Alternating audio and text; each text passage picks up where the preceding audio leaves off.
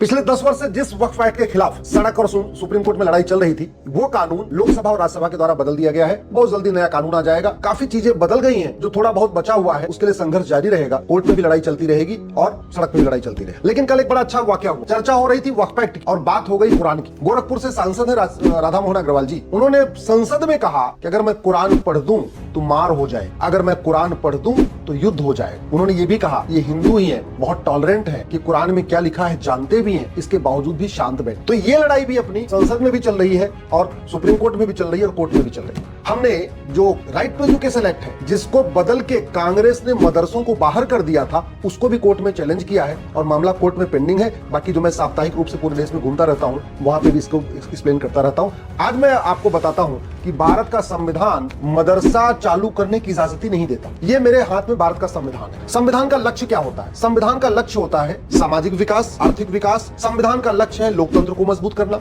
संविधान का लक्ष्य है सबको लिखने, पढ़ने, बोलने, सोचने की स्वतंत्रता देना। संविधान का लक्ष्य है देश की एकता, अखंडता को मजबूत करना।